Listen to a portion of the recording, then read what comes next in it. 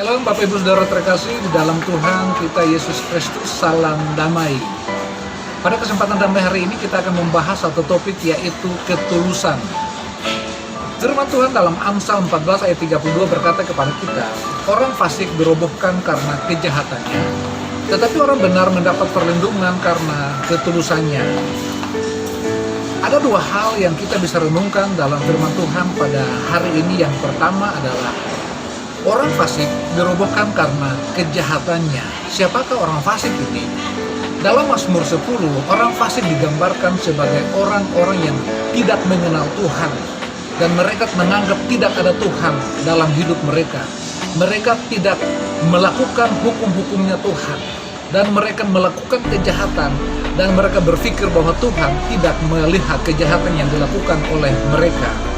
Apa akibat daripada orang-orang fasik ini? Firman Tuhan berkata bahwa mereka akan dirobohkan, mereka akan dihukum, dan mereka tidak akan berdiri dalam penghukuman Tuhan.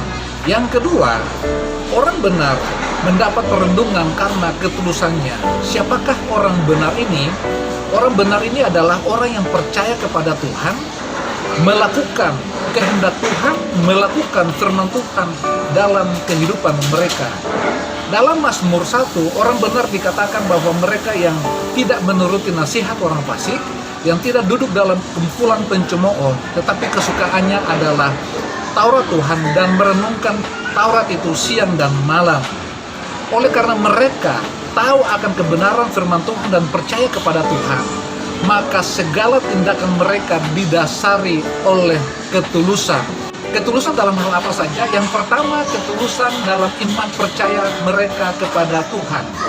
Yang kedua, ketulusan dalam hal beribadah kepada Tuhan. Yang ketiga, tulus dalam kasih kepada Tuhan maupun sesama. Dan yang keempat, tulus dalam perbuatan-perbuatan mereka. Apa akibat daripada ketulusan ini? Yang pertama, orang yang tulus akan memperoleh perlindungan daripada Tuhan. Yang kedua, orang yang tulus akan memperoleh keadilan daripada Tuhan.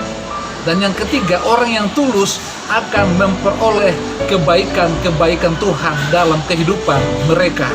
Bapak Ibu Saudara yang terkasih di dalam Tuhan, melalui kebenaran firman Tuhan ini, saya mau mengajak setiap kita yang menyaksikan renungan pada kesempatan ini, supaya kita dapat menjadi orang-orang yang benar, yang takut akan Tuhan, mentaati kebenaran firman Tuhan, dan melakukan firman itu dalam kehidupan setiap kita dengan didasari oleh ketulusan, sehingga perlindungan Tuhan dan keadilan Tuhan serta kebaikan-kebaikan Tuhan terjadi dalam kehidupan setiap kita.